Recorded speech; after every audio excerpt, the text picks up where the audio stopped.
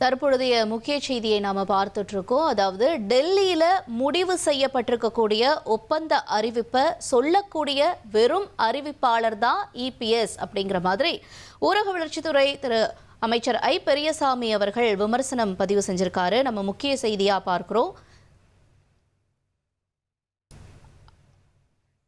கூடுதல் விவரங்களோடு செய்தியாளர் ரமேஷ் இணைந்திருக்கிறார். ரமேஷ், என்ன சொல்லியிருக்காரு ஐ பெரியசாமி அவர்கள் எதிர்க்கட்சி தலைவர் தொடர்பா? மேலும் விவரங்களை பதிவு செய்யலாம். டெல்லியில் முடிவு செய்யப்பட்ட ஒப்பந்த அறிவிப்பை சொல்லும் வெறும் அறிவிப்பாளர் தான் எதிர்க்கட்சி தலைவர் எடப்பாடி பழனிசாமி அப்படின்னு அதிமுகவை கடுமையாக விமர்சித்து திமுக துணை பொதுச் செயலாளர் ஐ பெரியசாமி அறிக்கை ஒன்றை வெளியிட்டிருக்கிறார். அமைச்சர் ஐ பெரியசாமி வெளியிட்டிருக்கக்கூடிய அறிக்கையில தேசிய ஜனநாயக கூட்டணியின் தொகுதி பங்கீட்டு இடங்களை அதிமுக அலுவலகத்தில் அறிவித்ததற்காக எதையோ சாதித்து விட்டது போல அதிமுக பொதுச் செயலாளர் எடப்பாடி பழனிசாமி பெருமைப்படுகிறார். கடந்த ஆண்டு ஸ்டார் ஹோட்டல்ல தான் மத்திய அமைச்சர் அமித்ஷா முன்னிலையில அதிமுக பாஜக கூட்டணி உருவானது. அப்போது நடந்த பத்திரிகையாளர் சந்திப்புல அமித்ஷாவிற்கு கட்டுப்பட்டு பேசக்கூட திராணி இல்லாமல் அமர்ந்திருந்தார் எடப்பாடி பழனிசாமி அப்படின்னு விமர்சனத்தை முன் வச்சிருக்கிறார். அதே மாதிரி கூட்டணி முடிவான பிறகு தொகுதி பங்கீட்டை இறுதி செய்வதற்காக அமித்ஷாவை சந்திக்க டெல்லிக்கு 4 முறை சென்றவர் எடப்பாடி பழனிசாமி.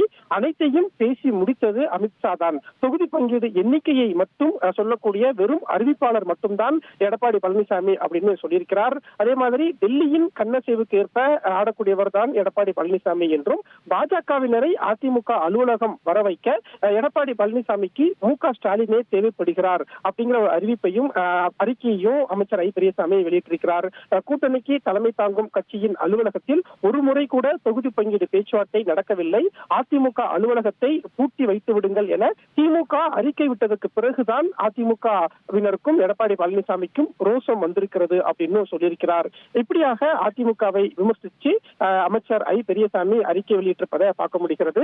தமிழ்நாடு அணியா டெல்லி அணியா என்ற இந்த தேர்தல் போரில் தமிழ்நாட்டு மக்களின் பேராதரவோடு திமுக தலைமையிலான தமிழ்நாடு அணி வெற்றி பெற்று மீண்டும் ஆட்சி அமைக்கும் அப்படின்னு அறிக்கையில் குறிப்பிட்டிருக்கிறார். 1,27,00,000 மனங்களை வென்ற தந்தி டிவி யூடியூப் சேனல். தவிர்க்க முடியாத தம்ப்நெயில்ஸ், கலக்கலான கான்டென்ட்ஸ். நீங்களும் இந்த குடும்பத்தில் இணைய இப்பவே சப்ஸ்கிரைப் பண்ணுங்க. அசுரபலம் கொண்ட எங்கள் டிஜிட்டல் கரங்களில் உங்கள் விளம்பரங்களை சேர்க்க வாட்ஸ்அப் பண்ணுங்க. 8939888838. Email advtthanditv@dttv.in.